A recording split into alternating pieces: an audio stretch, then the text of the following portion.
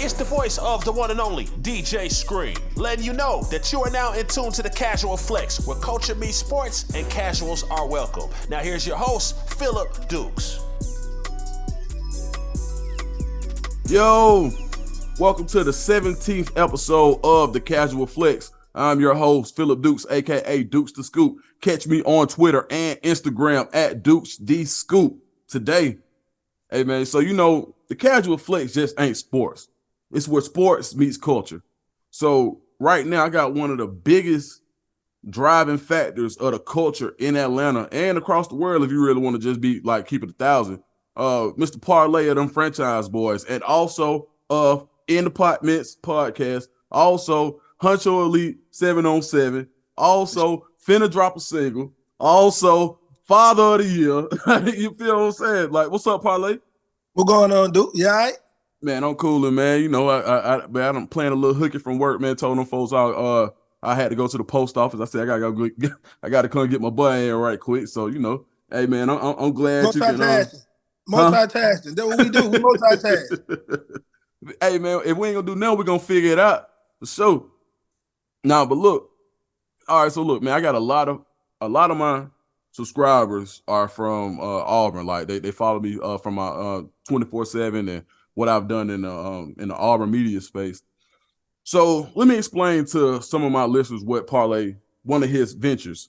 So he runs Huncho Elite 7-on-7, the 7-on-7 team in Atlanta, where at least maybe we're in his program in the past year, and he's been dealing with already probably the 20 of the top 100 players in Georgia. This current cycle in the next 23 and 24, he's loaded. I mean, you talk about the Bo Huglers of the world. You talk about the Jelani Thurmans of the world. You talk about Aaron Nolan. You could talk about JoJo Stone. CJ Hurd. CJ Hurd. Like we could go. Hey, man, my man got him. So let me ask you this. Coming from the rap game, what made you get into sports so heavily, and how did your influence from rap allow you to put together such a crazy squad like you got? I've been coaching football for going on almost 13, 14 years. Oh, 13, wow. 13 years. You know what I'm saying? I started coaching football because I put my son in football with Big Okay. You know what I'm saying? I think this was 2010. Mm-hmm. I think it was 2010, 2011. It's been like 11, 12 years. It's been 12 years. That's what it's been. And I put him in football with Big Hold on, little late that on now? Yeah, he's 16. Oh my God, but time flying, buddy. Yeah, he's 16. So I put him in football. Okay. And I was just a regular dad. Right. You know what I'm saying? Right. And I seen the coaches, you know, telling kids stuff. And from a football aspect, but you know, when you got small kids, they can't comprehend like older kids. Right. So you can't teach young kids the older kids' methods. So you got to be able to dumb it down. And I seen the connection that I had being able to translate what they were saying to the kids. Right.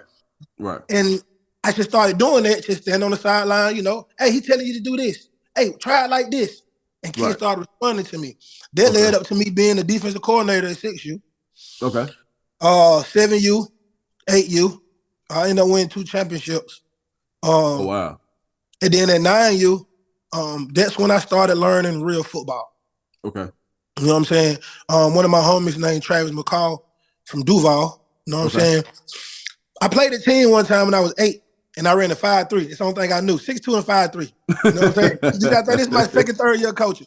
Right. So they ran spread on me. All right. At that age? Yeah. We was 8. Yeah, we was 8. You know what I'm saying? They ran spread on me. Oh, man. And they kept fucking me up in the flats. Right. And then when I tell them to go to the flats, something else happened. And it messed me up. It messed me up mentally. You know what I'm saying? So I asked my homie, hey, how can you beat spread offense? Right. And he set me down. He took me to tutorial. Okay. He didn't just tell me. He set me down with the board. We draw it. We doodle. And he talked to me through things. We did this for 3 months. 3 months. We did it for 3 months straight. And I said, won't nobody in Little League be able to beat me with this. So I said, I wanted to try it. I said, I wanted to try it. So when the boys turned, there was 9. There was 9. There was 9. I started 7-on-7. Okay. Oh, wow. I started 7-on-7. I said, I wanted to see if I can really teach these kids these things, because you got to think at the time, this is Georgia, all right? Right. So at this time, it's Georgia football. Now, everybody knows Georgia football is predicated on power run. Absolutely. You know what I'm saying? Right. So this is me at these times telling the other coaches, bro, we got a dual threat quarterback. We got a big back. We got a fast back. We got 4 receivers. We got 3 fast receivers and a big receiver, and we got a line. We can run spread. All the coaches kept saying, these kids can't learn that, Parlay. They can't learn that. They can't learn that. I kept hearing, I was like, listen, I'm telling you, they can learn it. So I said, let me do 7-on-7. My first year doing 7-on-7, it was nobody in Atlanta did 7-on-7. City of Atlanta. I'm not talking Metro of Atlanta. Right. City of Atlanta, nobody did 7-on-7. No youth programs. Let me say this. You know, you had 15 and up. You know, Cam been doing it. You know, Tony been doing it. You know, a few people, Gwinnett been had the passing lead because they got feeder programs. You see what I'm saying? But nobody did 7-on-7 in the city of Atlanta. I went up to Gwinnett because that was the only league that had a league for me to play in. And went up there. My first year, we beat everybody by 4 or 5 touchdowns. Every game. You know what I'm saying? On that team, this was Juju first year playing 7-on-7. Julian Lewis, number 1 quarterback in 2026. At Carrollton. Yes, at Carrollton. This was his first year playing 7-on-7. He was just 8. You know what I'm saying? Hello, you had Juju? Yeah, I'm Juju's first 7-on-7 coach. I taught Juju how to read defenses. Wow. Yeah, that's crazy. That's him and his dad. Yeah, I taught him how to read defenses. I gave Juju his confidence, dog. Juju first day coming to me, dog. I snuck the ball to him. He said, hike. I said, oh, hell no. I said, you can't play for me sounding like that. I made him say hike 100 times in a row. Right. Until he got it. I in place, I put that bankhead in Juju. That's what I did. I put the bankhead in Juju. But then I also had Jabari Jones, JB.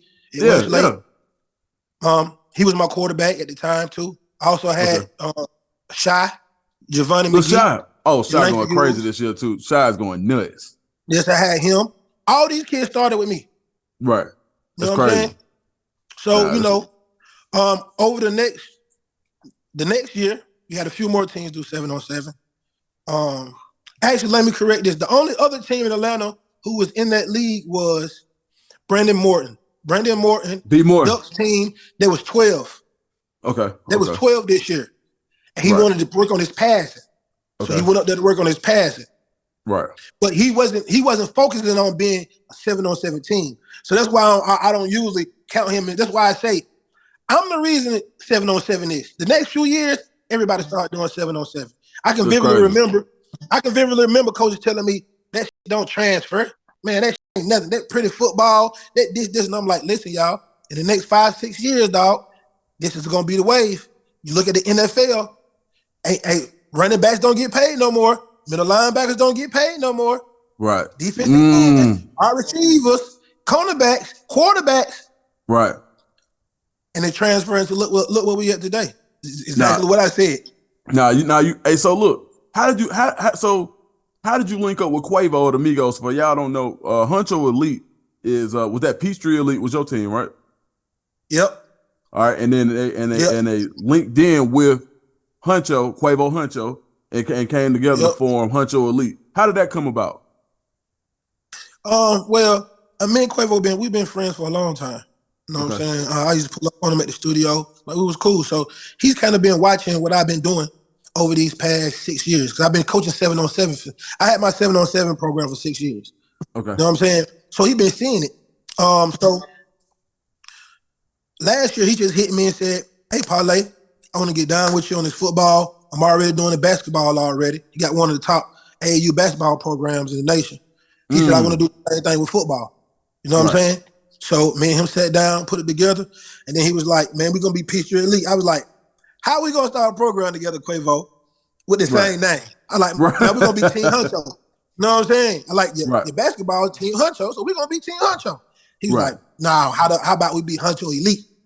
I was like, I can rock with that right there. You know what I'm saying? Right. So this was like this time last year, around like November. We sat down, put a few plans together, and then we had tryouts on January the 1st, top of this year. Man, so I remember Huncho Elite trials, dog. Man, it was so much talent out there. And I was just tripping on. I'm like, dog, like, how are they getting all this talent out there? So me, like, knowing, like, you know what I'm saying, like, as far as, like, me and your circles, like, kind of running together, like, it's a lot of ways. Like, when I started to put the pieces together, I was like, okay, now I got to go out here. You know what I mean? I got to pull up. And when I saw it, I was thinking it was going to be, like, more so predicated towards just, hey, man, we got some former rappers out here just playing around. Bro, no, it was serious football. I cover all of this stuff, bro. Like, there was not a better team than Huncho, like, and no disrespect to no teams. Now, you got some teams that have a lot of talent, but I didn't think there was a better team at that time. You know what I'm saying? Yeah, so, a lot of people thought that, see, you got to think as far as my 7-on-7 years, people don't really know about me as a football coach. You got, like, all these things you say I do, they're different entities. And a lot of people don't know me for the other entities. A lot of people just think I'm a football coach. I got kids who just find out a year or two that I rap. You know what I'm saying? Hold on, not just rap. Hold up, man. Let's get into this. Hold up. I gotta stop you right there. Like, how can you just say I rap, bro? That might be the most cap statement. No. They just finding out that I was with the Franchize Boyz. Let me say that. Man, listen. Hold up. So for the people that don't know, man, this man, like, there are not a lot of folks born and raised in the city of Atlanta. Like, not College Park, no disrespect. I'm from the South Side, I'm from College Park. So not East Point, not Decatur. We're talking about from the city of Atlanta. One of the only people with the real live platinum plaque from the city of Atlanta. Yeah. So, and I don't think that gets enough play sometimes. Like, bro, like, man, there ain't a whole lot of folks from the city, because on the South Side, like, we keep out, like, we like this. Yeah, Outkast did it. Yeah, Jermaine Dupri. Yeah, Young Jock. Yeah, Luda. Like, even with Langston, them. Yeah, we'll take, man, Pac-Man, Cam Newton. Like, we take our wins, but the city. That's why I ain't had no problem when Omeretta made that song. It didn't bother me. Because you understand, you from around here, so you understand what she's talking about. So you got to think it's the new Atlanta, so people don't understand. They don't get it. So, from somebody who done ran around, like, for me knowing, like, when I, like, so a big thing right now, folks talking about check-ins or whatever, but, like, in Atlanta, like, it really ain't the check-in. It's almost like you got a partner over here, so I need to be moving right. Oh, okay, cool. Let me hit my partner. Hey, I'm going to Crucial tonight. I'm not going to Crucial like and just like going butt naked, man. I'm finna call my partner. Hey, we're doing this. Hey, cool. Hey, we together. You know what I'm saying? The times I done seen you in the Ritz, anytime I ever seen you in the net, you was moving right. You had the right folks with you, even on the South Side, for sure. So, in the city of Atlanta, let's get into this point. In the city of Atlanta right now, it's a weird energy, right? Mm-hmm. How much do you think that the way Atlanta, I think it changed. Like, we don't have the running shoots no more. We don't have, like, places for kids to get out and get that positive energy out in a way. And that's something that you've done with Huncho Elite. But what else do you think has contributed to, like, the way that the city is kind of going a different way right now? I just think it's for one, I think it's the internet. Okay. The internet makes you be able to see what you want to see, like what you want to like, see things before it happens. Not before it happens, but you don't gotta hear about it no more. Then now I gotta go over here to the South Side so I can see what they talking about. Right. Nah, I can just put my phone up right now. I ain't gotta leave my house. Right. I think that took away camaraderie in the community. Okay. Because now you don't have people outside, so now you're interacting with each other as much. So now that takes away the bond. So now I ain't like, well, I gotta go outside and hoop with Duke because Duke he hooping tonight. Right. Now these kids like, I don't feel like going nowhere because they don't have that bond no more. You see what I'm saying? Right. It's like I explain it like you don't really want to go out two, three your homeboy like, hey, boy, we finna party tonight. We finna woo, woo, woo, woo. You're gonna be like, I wasn't going, but y'all going. We'll pull up with y'all. Right. It's camaraderie. You know what I'm saying? Right. The bond, it takes away the bond. So what that does is it makes these kids be who they want to be. Now you're not outside. Now everybody, I feel like social media makes everybody live in the fantasy world. Not who you really are, but so you saying basically who you want to be. You can be who you want to be. You can send your representative. You ain't got to send who you are. You can send your representative. Yes. Yeah. And see, internet enables people to hide behind their words and their actions. No, you're right. Back then, I could have come to College Park. Right. And I would have said, I'm the fastest person out here. Right. And anybody want to race, line it up. Mm-hmm.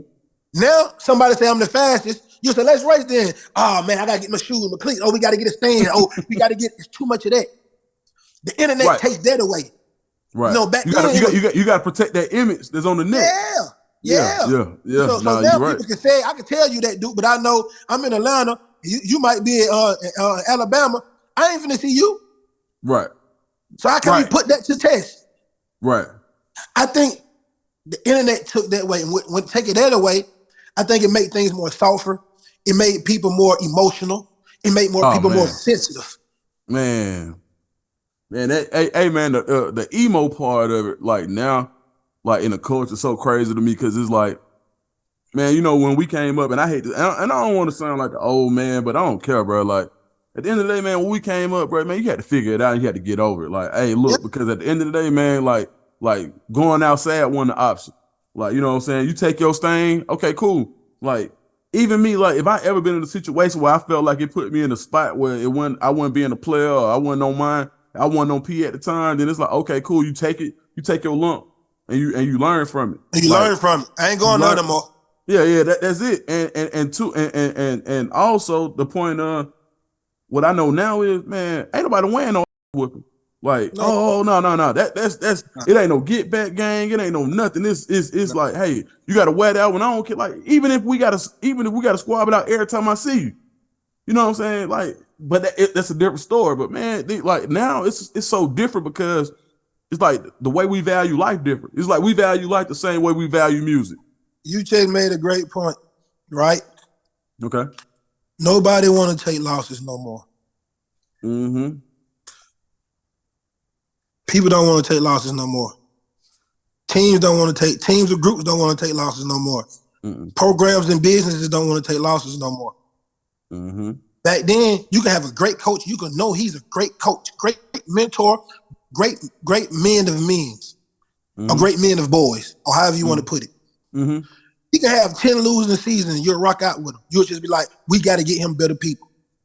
Right. A program can have that right now. A person just like that. If he don't win in 2 years, he out of there. Out of there, bro. We ain't got time. Ain't no time for that. Ain't no who? Ain't no building no more. It's nobody wants to build no more. Everybody wants instant success. It's more microwave food now than anything in the world. Come on, bro, man. How it costs more to eat healthy than to do the eat fat? Like, come on, dog. Like a vegan plate gonna cost you $27. For sure. Man, you can go get a 4 for 4 easy to kill yourself. You feel me? 4 for 4. Easy. Man, look. So look, all right. So for my Auburn people, all right, look. So Brian Harsin got fired. All right, at Auburn. Mm-hmm. All right. There were a lot now. There's a lot of trainers. There was a lot of people that just didn't. He rubbed in the wrong way. Some of the players, how they were treated, like Kobe Hudson came out of Kobe Hudson for like, you know, the way he was dismissed from Auburn, like in the training circles, that left a big stain on Auburn. What was your experience? What you were hearing with all of these top 100 kids that you have? What was your experience with Auburn in the past and in the future? What do you think with this coaching hire Auburn needs in order to get that fence back around Atlanta like it used to be? For one thing, I think that Auburn is in an okay place. The reason I say that because they're in the SEC. Right. You know what I'm saying? And you know, some people argue, but I say that's the toughest division in college football. Absolutely. You know what I'm saying? So if you can be good in the SEC, your kids have a greater chance at being great at next level, or even making it to the next level. Right. And in the college, in the idea of our community, right, it's not to get a good education. Right. I know we say that and we want that for our kids, and at the end of the day, that's the end goal, but that's not the vision. Right. The vision is for these boys to make it to the league. Right. Right. You see what I'm saying? And I feel like anybody who wants to challenge you that don't understand, or they just don't want to understand. Like we not just talk about the kids on the outskirts. We talking about like inner city kids. Right. Our culture, where we from, right? For sure. Yeah, where we from, inner city kids. Right. Kids from the inner city who come from poverty. Kids who mom got to live paycheck to paycheck. Them kids. Mm-hmm. You see what I'm saying? And I'm not always talking about kids who live from project apartments. You can live from a community, so you can stay in a house, paycheck to paycheck kids.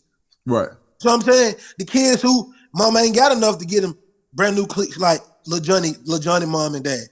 Right. You know what I'm saying? They got to get the same cleats they had last year. Right, for sure. When they cleats get old, they got to get somebody else old cleats. Some of these kids. Right. You see what I'm saying? Right. The goal is to make it to the NFL. Right. Okay. And to me personally, I can say 90% of every kid who plays college football has dreams of making it to the NFL. Right. Absolutely. So that's the vision. Right. You know what I'm saying? So with Auburn, you feel like Auburn is a place that kids from Atlanta know they can make it to the league from right now. Yes. They play in the SEC. Who you not gonna get a chance to play? Right. Right. Now you're right. Who just got took the top 10 people in your school, top 10 people probably from Georgia gonna go to SEC school. Man, absolutely. Like it ain't even no question. Like you know, only one probably Tank, one of your kids, Jelani Thurman. Yeah, facts. He went to Ohio. You know what I'm saying? Yeah, one of your kids. But so when it comes down to recruiting, like, you know, so I know, and you in, like, when it comes down to recruiting, what can Auburn do better? Like, as far as how can Auburn put that fence back around? Like, because you got to think, like when we was in school, like, if it wasn't Georgia, it was Auburn. We ain't had no choice. Yeah, if it wasn't Georgia, we was going to Auburn. Like, that's what was going on. And Lay, a lot of folks don't know what type of athlete you was, but man, you a real live hooper. And I keep saying that to these guys, but it's like I keep like from me shooting ball, you know what I'm saying, a little bit. I could recognize. I'm like, oh, my boy, you know, hey, he like that, you know what I'm saying. So, but not to get off subject, but when we like, you know, there was a time where if it wasn't Georgia, it was Auburn. Now if it's not Georgia, it's Clemson. If it ain't Georgia, it's Ohio State, Florida State. Like it Auburn. Connection to culture. Connection to culture. It's connection to culture. Easy. Three words. Connection to culture. 3 words. So you're saying that the next coach at Auburn needs to connect to the culture to get back to Atlanta. Has to. Our culture runs the world. Our culture runs the world. Look at the other white kid who just got his scholarship took for saying the N-word, singing the song. Right. Our culture runs the world. Right. And you know what, man? I you know, people gave me a lot of flack from that, man. But you got to think, man. When I heard it, I wasn't tripping too hard because I was like, I know, man. That man, he's singing what he hear. Yeah, he is. He's singing what he hear. Yeah, he is. You know what I'm saying? And at the end of the day, it's like, now I get it. Now, you know, it's rules. It's rules that come with it. I understand. It's rules of engagement. Certain things you can't do, and we didn't learn that. We just learned it on full display with Ye and Kyrie. We just learned it. So I understand they're like, okay, what's good for the goose got to be good for the gander, which I totally understand, because there's no way, because especially with the University of Florida, you know, when they had the cocktail party versus Georgia, and they put the Ye or whatever they put up about Ye, they said it was anti-Semitic or whatever. So the stance that they took, they had to take that stance. I get it, but understanding the culture, and I hope I don't get canceled for it. I don't want to be canceled. I ain't even got started yet. Don't cancel me. But what I'm saying is, we keeping it real, man. It's like, man, like you said, so our culture really does like have a lot of influence in the world. So if basically you're saying that if Auburn can tap into the culture, come to the city, come see what's going on, check in with a parlay, holler at a Quavo, talk to the guys who are in the know. Like it's so and it's so many other guys. You got Route King, you got Steph at with the wide receivers. Man, it's so many guys. Steph at wait, Kel? Yeah, he at Kel now. Steph at Kel. Steph got ball players too. Steph got a real good quarterback. TJ topped the whole Top Chef crew. Shout out to the whole Top Chef crew. Top Chef, man, for sure. So at the end of the day, like basically Auburn has to be more in touch with the culture. And so when I go here, let me ask you this. Lane Kiffin. Mm-hmm. How do you feel like, so we see Lane Kiffin on Twitter. We see Lane Kiffin. How do you feel like if Lane Kiffin was to be Auburn's coach, how do you feel like that would affect the recruits that you deal with? See, this what the schools and the recruiters have to understand. You can't make people want to follow a person. It shouldn't matter who you bring in. It should be the culture at Auburn. I want to go to Auburn. I don't care who the coach is. I want to go. What they doing, how they doing makes me feel at home. Makes me feel like I can be myself and I can get a chance to grow. Because kids who come from where we come from, I always feel like we can't be ourselves. Wow. Hey, man, you said something so crazy just then. Because in Auburn, when we talk about Auburn and recruiting, you got to get them. The main thing is always get them on campus, let them feel the love from Auburn. And from somebody who went to Auburn and didn't play ball, but still felt that love and still is respected and still, like even now I'm covering Auburn right now. They gave me opportunity. It's like once you in that family, you in that family. So basically what you're telling me is that family aspect is more important than a whole bunch of the recruiting and all that, all the fake kicking that a lot of recruiters do. You saying that whoever comes into Auburn needs to make people fall in love with Auburn. Facts. And then when the coach makes it better. Right. Now the coach bring people in who maybe might not have been looking at Auburn because they like the coach. I explain it like this. I'm gonna go to Club Crucial regardless. I'm going to Crucial. Don't matter who there. But when Lil Wayne there, it's gonna make people who might not go to Crucial every Saturday come. Right. Okay. It's the culture. Right. You see what I'm saying? So Lane Kiffin could be that Lil Wayne type guy for Auburn. Yeah, he could. I'm gonna tell you this too. It's resume. And when you're dealing with college football and you're dealing with kids and you're dealing with people have to trust you and put people in your hand, you have to be somebody who has been able to walk the walk before, who's been there before, who has a resume to be able to say, I ain't just telling you what I can do. I'm showing you what I can do from what I've done already. Okay. I think he could be a great person. I think he could definitely be a great person for that. And he understands too. He done been around long enough and dealt with enough kids who come from where we come from to understand culture. Right. Hey, Lane Kiffin, he hip now. If he ain't nothing else, he hip. For sure. All right, so Parlay, let me ask you this. Mm-hmm. First and foremost, I know you probably told the story a million times, but how did White Tee come about? And what was the transition in the Lean With It, Rock With It on the next album?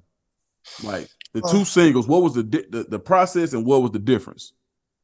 The process on White Tee was just us in the studio, but it was just like, we need to make a song about a white tee. Because every time we take our throwbacks off, we already got a white tee on. I like, you right. So I took a beat from Pimp and I went home and I wrote White Tee Hook. And then I came back the next day and I recorded the song. You know what I'm saying? And she was just, really was just, actually, and I recorded that song spring break in my freshman year of college. Wow. Crazy. Yeah. You know what I'm saying? And then like 1 year after that, about 6 months after that, we had a deal.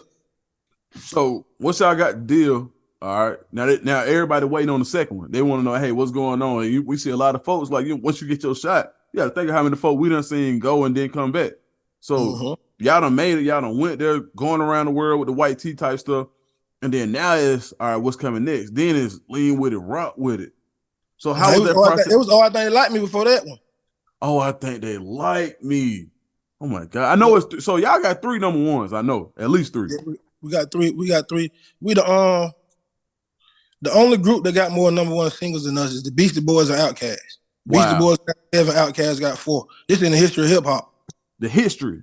Yeah, in the history of hip hop. 3 number ones. Yeah, don't know the Beastie Boys and Outkast, the only group that have more number 1s than us. Wu-Tang Clan.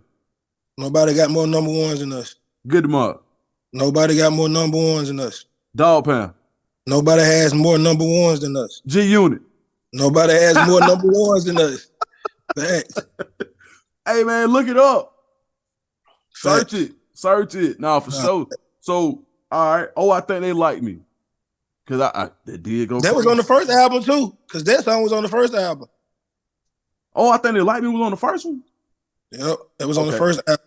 And So- actually, the label didn't really know what to do. So you gotta Okay. think this is that time. This is major play. Nobody. You gotta think, man. We were the first group to have number 1 songs on the radio without being signed to a label or even paying. Payola was huge back then. Yeah, the people put us on there. You see what I'm saying? Right. So it was a little different for us. You know what I'm saying? And then so they didn't really know what to do. And you got things, the new sound. They signed us because White Tee was the hottest song in the streets. Right. And they gave us the most money. You know what I'm saying? Yeah. So goddamn it, they didn't really know what to do. Right. You gotta think. I think they liked me was the hottest song in the club in Atlanta. Wow. And it was on the radio. Yeah. You know what I'm saying? Yeah, I do. So- I remember that. Hey, man. Yeah. That was. Hey, but look though. All right, so you come out of. Oh, I think they like me. I remember that. Okay, I remember. Yeah, Bow Wow jumped on the remix. There's a lot of Yeah, folks. see, that was late. See, that was later though. See, that Oh, was okay. later. So you gotta think. I think they like man, Lean With It, Rock With It, were both getting played on the radio before I think they like me remix. And then you gotta understand this. My group members wasn't no Lean With It, Rock With It. They were just me and my artists. Oh, hold on. So Lean With It, Rock With It was just you And my artists. Wow. Okay. And that was the number 1 song in the radio in Atlanta, both stations. So you mean? Oh, did you put them on at a later time? No, the streets put it on there. That's what I'm telling you. You got to think. You see, at around that time, I had don't quit the group. I was doing my own thing. Okay. You know what I'm saying? I was doing my own thing with 10 Entertainment. I had my own label and shit. Okay. So, I when I did Lean With It, Rock With It, I created the dance, the song. I got the name from one of my artists named Young One, Ben Hill Squad. Mm-hmm. Hit Charlie. I picked everybody on who was on the song was Young Nut, Charlie, me, 2 of my artists from Ben Hill Squad, Octane and Young One. Mm-hmm. And then I put the only person on the song, one of my artists was Shawty Black from Trap Squad. You know what I'm saying? But I fucked with Shawty Black because there was a hot group on the west side then, and they was from the east side, and they was coming to the west side. Right. And I found that intriguing. Like, y'all niggas really keep coming over here? And they were hot. Right. And they producer, Buck, is from the west side, and that's Pimp Cousin. Oh, I So know said, that. Buck, so I wanted Buck to make the beat. Okay. You know what I'm That saying? beat was so hard, bro. I ain't gonna lie to you, boy. That beat tell you like, but hey, man, that beat was almost like a cold Coca-Cola on a hot summer day when it came Shout out in. to me and Buck. Shout out to me and Buck. Me and Buck produced it. Actually, and Charlie should have got. I always say this on hindsight. Charlie should have got some producer credit because the biggest sound on Lean With It, Rock With It, Charlie put in a dun dun dun dun dun dun dun dun. Yeah. Charlie said put that sound in there. Oh wow. You know what I'm saying?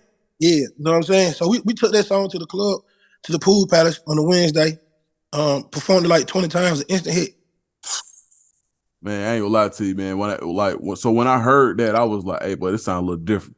And you know, at the time, like, so Lean With It, Rock With It was huge, you know what I'm saying? We coming out the A-Town Stomp era, all that type stuff. But at the end of the day, man, that song. Lean With It, Rock With It started from the A-Town Stomp. Wow. Facts. Lean With It, Rock With It started from the A-Town Stomp. But you know, I'm from the West. Yeah. A-Town Stomp, it's an Atlanta thing, but it's an East Side thing. Yeah. Sean, You know what I'm saying? So I gave the credit for the A-Town Stomp to like Sean Pena. Yes, that's who it is. Young Bloods. You're right, You know what I'm saying? I give it to them. So like I say, It was East Side thing. I'm West Side. So Right. we got it. I got things. I got to do it different. I fuck with. I got to do it different. Right. So when we was doing A-Town Stump, we was doing it, but when we stumped, we was stumping and we was rocking. Yeah. We was rocking. But Hold on. Bro, you really telling me like you started a whole lean with it, rock with it movement? Mm-hmm. Everything. Fact. Yeah. Wow. Them taste on the White Tee video. But when we was doing, we was brushing each other's shoulder off. You gotta think it's on the White Tee video that we did before we got the deal, and it's on the White Tee video that we got when we got the deal with Universal. The dance on there. We doing the dance on there. So only thing we not doing is leaning. Right. That's the only thing we're not doing is just not leaning. Right. The leaning came from my homeboy Daryl. My homeboy Daryl used to do this little dance. He used to be snapping and he used to be leaning back and forth all the time. Right. That's where I got the lean from. Okay. So I took the lean that he did and put it with the rock that we was doing on because my homeboy Young One on a song called Get Jiggy from ATM did a big ass song called Get Jiggy. The little dance everybody used to be doing. Yeah, and on the remix, Young One on the remix, he said I lean and I rock. Right. And I like, ooh, that hard. So I took it and I started calling it Lean With It, Rock With It. So that's where the name came about. Wow. And that's how I put the dance with it. Okay. Then I said, I want you. All y'all come, I got a song for us. Let me ask you this. How the franchise feel about that? So being that, you had this big song and you was doing your own thing, how do they feel about not being on that song? I was doing my own thing. I wasn't in the group no more. They were doing shows stuff by themselves and everything. Oh wow, okay. Hey, look, I'm gonna say that for the unsung. When I get my check right and I can go do the P Dukes unsung, we got to see franchise because at the end of the day, that's something that folks don't know. I know they don't know. You know what I'm saying? I'm tapped in. And I ain't know. You feel me? So so let's talk about this. Coming from Bowen Homes, right, and going to see the entire world. What was the craziest thing you saw? Me touch somebody and they faint.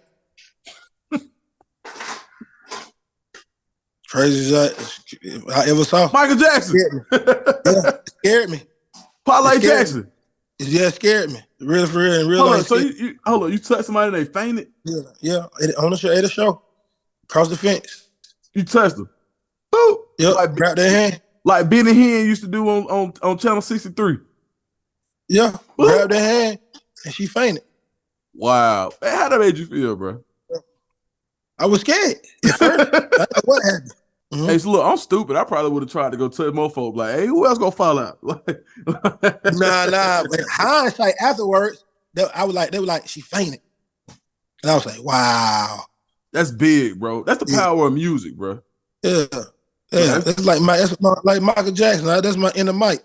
I ain't watching Mike all that time for no reason. I had to take some from it. Hey man, let me ask you this, bro. Hey, look, so we kicking it now, bro. Like in our era, if you couldn't dance, bro, like so. Look, so my first year in high school, I went to Tri-City. So John Boy, Gorilla Zoe, Zoe still with Teared Up Squad. They be dancing all over the city right now to this day. Man, them 10-10 folks used to go out there and dance, man, and then they'll beat you up, bro. Like for real. Yeah. Yeah, we did. Yeah, but the crazy part about it is, what do you think, as far as our generation, made us because you can tell, like, we all kind of got like this old soul. Like anybody who came up the way we came up is almost like, we able to resolve things. You know what I'm saying? We able to like see things clear. What do you think about rhythm and movement played a part in the way we grew up? It was everything, dog. You got to think, music moves the soul. Yeah. You know what I'm saying? So the things that you continue to let pour into you, if it consumes you so much, it's gonna become part of you. Right. You know what I'm saying? Right. And you gotta think about when we grew up to our every morning waking up to the music playing. You're right. Mama, boy, if your mama cleaning up, it's gonna be some. If it ain't James Cleveland gospel, it's gonna be some Nita Baker. It's gonna, you gonna, and we wonder we wonder how we know how to sing all these old school songs when we never played them ourselves ever. Right. Know the words. So you never thought about that. I did. How do I know this song? I never played this song a day in my life. She gonna play it. Every mama gonna have that same playlist. Tony Braxton going on there. You know what I'm saying? That's what you gonna listen to. You know what I'm saying? The music moved us. Like the music moved us. And now the music intake now is the frequency of that music is feeding the wrong mental. You gotta think when we were coming up, if somebody said there was a pimp on the song, right, they were really pimping. Right. So if somebody said there was a gangster on the song, they was really gangster. Right. If somebody said they finesse it, they on some player stuff, it was real some players. Right. Now everybody's everything and they really not that. And they tricking folks. Yeah. You see what I'm saying? Folks. And you know so it ain't true no more, so that you ain't receiving the natural message no more. Okay. You see what I'm saying? You ain't receiving what you really supposed to see. You really been tricked. Man, you know, and you know the biggest thing, like, you know, coming up for us was like the worst thing you could do is let somebody trick you off the streets. Facts. Like, but don't get tricked off the streets. Get tricked off the street, boy. Because if you're going, you're going. Like, you feel me? Like, if I gotta leave the street, if I gotta leave free world, that means that it's something that I believed in, like my son, my family. You feel me? Like, anything go crazy over here, bro, I got to go see them folks. I don't care. Like, y'all can take me, whatever. I know that when I go pay part of my life in this time, I know that it was worth it because boom. But if you get tricked, you get tricked. Come on, bro. That's the hardest time to do in the world. For real. Easy. But so, man, like, no, I don't want to glorify that type of stuff, but at the end of the day, it's the truth. Because at the end, like, man, like, I feel like me and you on the same type level where it's just like, hey, bro, they ain't going for that. Like, that ain't going. But if you tell me something blue and I find out it's green and I got to go sit down for that, I'm gonna be mad at hell. Yeah, you better believe it. Man, so you look, believe it. Man, Parlay, like, so when you was on the road, like, going out, Dem Franchize Boyz, there was a whole lot of hate just based on, you know, it's snap music. They kind of treat it like they treat mumble rap now. What they call mumble rap. We the most hated music in the history of hip hop. The most hated music. Snap music. Now, everybody wanted to do that. Now, Fat Joe leaned back, all this, right? Mm-hmm. But did. So when you going out, how did you handle folks, like, even being at your shows, but still hating on you? Hey, man, I'm glad there wasn't no camera back then. I'm just glad there wasn't no camera back then. For real. You just had to be there to know. You had to be there. Man, you know, we had a lot of run-ins with a lot of people, man. You know what I'm saying? But I'm respected around the world now. You know what I'm saying? Not very well. So, you know. Did you feel like it put a chip on your shoulder because of everything folks were saying, like in the articles and all this? Did it put a chip on your shoulder? No, I am who I am. I ain't tripping on that. I don't dance cause somebody else said it's cool. I dance cause that's what I like to do. Man. You know what I'm saying? When I tap on somebody's head, I do that cause that's what I want to do. You know what I'm saying? I am who I am and I'm comfortable with myself. That's why I wasn't never tripping on or scared to do that, to dance. You got to I'm the first gangster in my hood dancing. The gangsters didn't dance, bro. Right. Now, you know, like, our generation kind of did all that because, like all the gangsters, like, when I'm looking around, like, for anybody from who graduated any time around we did, right? Like, that was the thing to do, because that was the thing to do. Man, let me tell you something. Dancing has always been the thing to do, though. In our culture, right, dancing has always been the thing to do.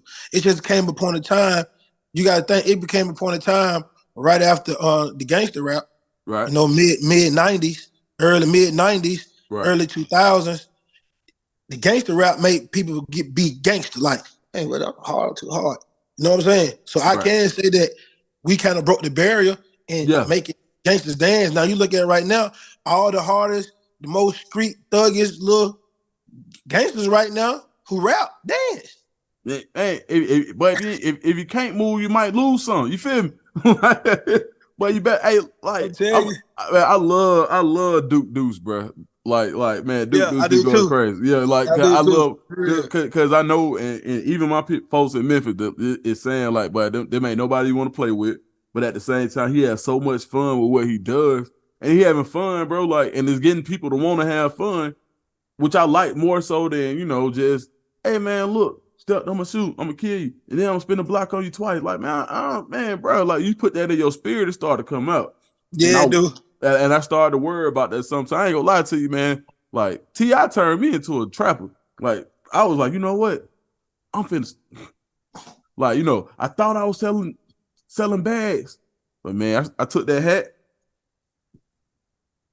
Caught that thing sideways. I turned that mug like this here. That West Side Atlanta, man. That West Side Atlanta right there, man. They had like that, man. Hey, man, they had that. Hey, man. For real. Man, hey, man, look here. Like, when I did, so I understand like the influence of music because it influenced me, but the positivity that comes about as far as like the movement, like even with Lean with the Rock with this whole snap movement, I used to throw parties down at Club Twisters in right outside of Auburn and Opelika. Then we had Soul Lynn down there in Tuskegee. Man, when that song came out, bro, it's almost like swag surfing. Like the whole club would lean and rock the same way. Like even today, when you hear Lean with it, rock with it, let's say you're not on tour. Let's say you just walking into a spot, you know what I'm saying? How do it make you feel knowing that you influenced the whole generation? Feel great, dog. A lot of people can't do that. A lot of people haven't done it. And we talking about the history of it. So you know what I'm saying? So for me to keep playing, making footprints in this game on a history standpoint, like it can be nothing better. And I'm still tracking. Right. Hey, look. So when it comes down to it, I think a lot of folks don't realize how lyrical you were. They are. Right. Even at the early, I was like, oh yeah, man, bro got bars with that. Like it was still metaphors and punchlines, similes, all that coming through, and still making people want to move. That's a hard thing to do. When you think about rappers like in the Atlanta area right now, who do you think like? It don't have to be nobody who everybody say got bars, but who do you think that has bars like for the city? Like when we get down to it, like who's a young rapper that you feel like got bars in Atlanta? Joe Gifted. Joe Water. Yeah, for sure. Yeah, Water. That boy the street Drake. Yeah. In every sense of what I'm saying. Literally. You know what I'm saying? Yeah. Ari, for sure. Yeah, for sure. For sure. Sci-Hi, for sure. Sci-Hi. Yeah, Sci-Hi for sure. My dog Pesci go hard too though. Who? Pesci Mayweather. My dog Pesci go hard. Oh, Pesci. DTE. Yeah, Pesci go hard too. Yeah. Real recognize Rio. Rio hard. Rio gonna slap hard. I ain't even gonna lie. I don't also on the youngest when it comes to like you say lyrical, but for the city, I don't think it get no better. It don't get no better than Rio. It don't get no better. It don't get no better than Real recognize Rio. Yeah, Rio hard. Yeah, that's like Shawty gonna slap. Yeah. Real. No, but it's a lot of people that I listen to that I like though. The city immersion, like you know what I'm saying? Like they keep talking about Atlanta losing it. How, bro? Because all the stuff that I'm hearing that's hot right now ain't even made it to the world yet. Man, come on. It ain't even made it to the world yet. Now you right. You know what I'm saying? Like really, if you look at like what the world see, they see Baby right now, right? And Baby hard. Like it ain't Baby hard too now. Yeah. Like it ain't like the world see Baby, but there's so much behind that. And it's so much that and what I think a lot of folks don't realize is, so what I learned was that big fish eat little fish. In any kind of way. Like and like so at the end of the day. They went over their head, boy. They went over their head. You know what I'm saying? So like the trenches are gonna motivate who at the top regardless. And I ain't saying nobody got to be stealing, nobody got to be doing nothing, nobody copying, nobody biting. What I'm telling you is the big fish survive off little fish, right? So everybody you just named, I'm not trying to say that in no way, but no disrespectful way.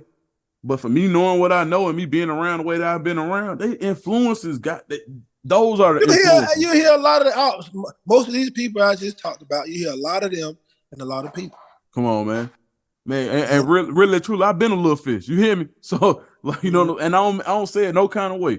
I'm just saying, like, so. It is what it is. I'm glad we was able to like shine some light on some guys, you know, that really recognize Rio, man. My little brother Jimmy the Rocket put me on him, and I said, okay, yeah, he hard, yeah, he hard. Like, and I like him as a person too. That's another thing too. Okay, yeah, He's authentic. He's like that.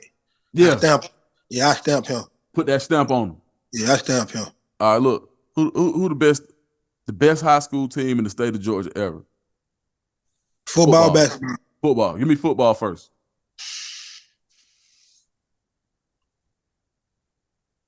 See, it's gonna be hard for me because I don't have the Rolodex to know all of them. Who the best one you seen? I know 98 Dub. I know you seen them.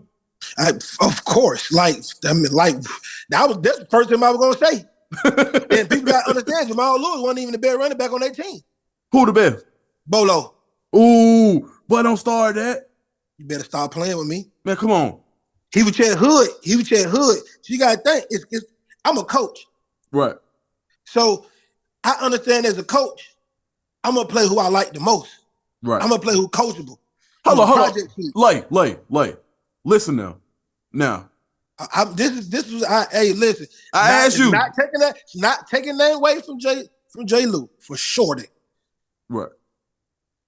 But me, right. If I had the game on the line, let go, boy. Let go. Man, that's tough, dog. I ain't gonna lie. I look at something different. I look at the project. Right. I look at the struggle. Right. Okay. I look at where you come from. Okay. A person from here can't do what a person from here do. Right. So it's impossible. You ain't been through what I've been through. You ain't seen what I've seen. Right. You ain't fighting for what I'm fighting for. Right. It feel different. It feel way different. So look, okay. Let's just go further. 98 Dub versus 2022 Langston Hughes. Who wins? I don't want to hear nothing about the advances in offense. I don't care nothing about nothing. If you take the same boys. I'm going to tell you this. But this Langston Hughes 2022 team, it's something like we ain't never seen before. Talk to me. In the history of Georgia. Ever. And we done seen a lot of great teams. What team in the history of Georgia has won every game by 35, 40, 50 points? It's been some teams. The only reason I'm saying 30 because it's been a game right there. The average has been 40, 45, or 40 or better every game. They just won second round in state playoffs 77-16, bro. Man, hold up. Only thing I'm going to say is I think it was 95 Southwest DeKalb. They were hard too. With Quincy? That's Quincy. Yeah, that's cute them. Yeah. So I'm gonna tell you the only team that I seen that did something like what Langston doing right now, I would say 95 Southwest DeKalb. And let me tell you why I think that they would compete well with them. Had Quincy at QB, right? Now we saying that now, but we don't know what Air gonna be. Like now we know Air like that. But you know what I'm saying? But we know everything that Quincy has done, right? Yeah, for sure that. You had two Olympians at wide receiver, bro. Terrence Trammell and Angelo Taylor. Yep. Arvin Richards running the ball who went to Alabama. Tad Golden. Rashad Walker went to Auburn with me, my roommate. Like I had to watch they film so much just living with Rashad, bro. Me and Rashad living together was a Southwest DeKalb. I'm from the South Side. He beat that into me every day. Like, hey, bro, y'all can fuck with that. Hey, bro, y'all wasn't like this. So I seen so much of they tape. I seen what, and you got to think, that was such a crazy year because at Tri-Cities you had Big Jonas, Randy Thomas, Orr. So they have Jonas. Shout out to Jonas. Man, that's my god brother, man, for sure. That's my dog, man. Yeah, absolutely. Like you had all of them. You had Doug. So what they did in that time, playing who they played in that region, makes me feel like, okay, I got to give them some props for that, right? Because the competition. Let me give you a comeback on that Southwest DeKalb, like you said. Okay. We made the Air thing, and Quincy probably was a way better runner than Air.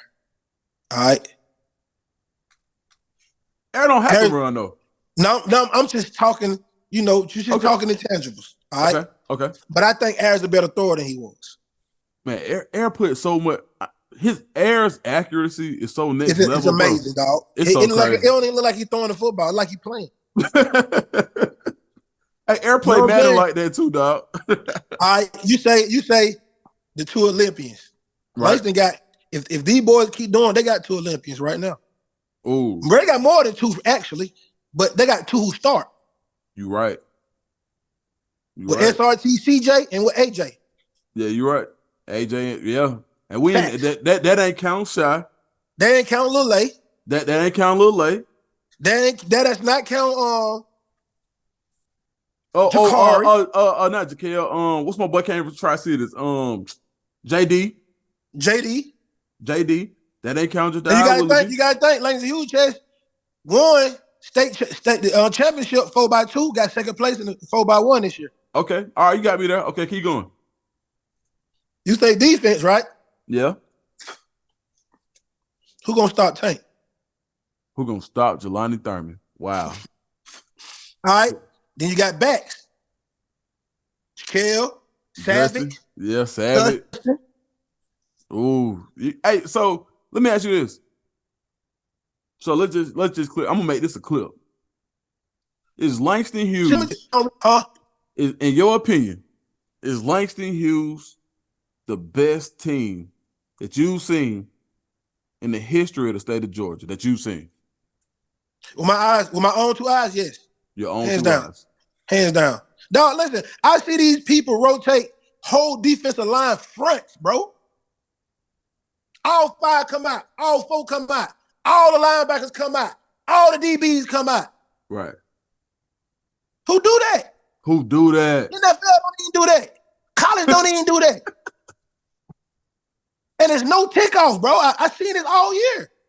Man. I see third screen play, dog. That's crazy. Who plays their third screen play every game? You tell me that. Man. 77-16, dog. Like, this is... Hey, they thought, I ain't gonna lie to you, man. South Paul done got some too. That running back real good, right? Yes, he is. Wilcox real good, bro. I think he gonna go to Ohio State too.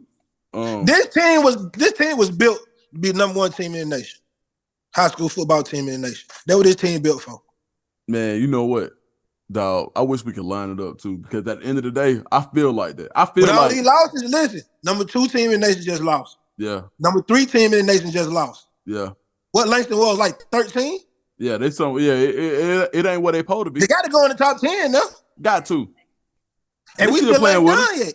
They still playing with them. Listen, Langston Hughes might win the state championship game by 28 plus points. A public school. A public school with no funding, no whole bunch of money with them. No, a public school from the south side of Fulton County. Hey, but let me tell you something. Like, I done seen some great teams. When Pat them at Westlake, when they had Sean Jones. For sure. Man, Sean Jones, Kieran Fox, Pat, Lou Travis. Trav Booker. Like, you know, like that was a squad. I know I'm up against the folk, man. Don't kill me. I was at Westlake there, my bad. But at the end of the day, I seen a lot of talent. I ain't seen this, man. I ain't seen this before, dog. So nah, dog. And then you gotta think about this too, just to add a little bit on the top. And they got freshmen playing. And they loaded in sophomores. Man, look, they loaded with sophomores. Man, look. I seen Then you gotta think about this. JoJo over there too. JoJo ain't even playing. Like this is listen, bro. The next 2 or 3 years, dog, come on, they better stop playing. Hey, I'm gonna tell you something now. My boy Dan D told me Creekside coming too. I ain't never seen. They the arch nemesis. I ain't never seen nothing like this on the South Side, bro. The South Side going. South Side going. Man, like for real, I'm gonna tell you, this remind me of like the '90s when Doug had Jamal them, and then Cromartie all them, and then Mays had Kelly Campbell them. Facts. This what Washington had Latrez. This what remind me of, bro. I ain't seen it like that. Like this what that remind me of. Yeah, it is like that for real. Man, like look, tell everybody where they can find you, what you got going on, and anything that they need to know. Put them on P right now. All right, I got the in the Partments Parlay podcast. Okay, you know what I'm going saying? crazy. Yeah, I'm interviewing everybody. Man, can Small you to interview big. me though, please? Of course. Gotta return the favor. My Gotta boy. throw it back. Gotta throw it back. For sure. 7-on-7 about to get started up. I'm really excited about that. You know what I'm saying? I know this year is gonna be year 2, Huncho Elite. Last year we documented our whole season last year. I think we got 8 episodes. It's on YouTube. You know what I'm saying? We're gonna do the same thing this year, but we're gonna get a little more in depth with it. You know what I'm saying? Bring you in a little bit. Right.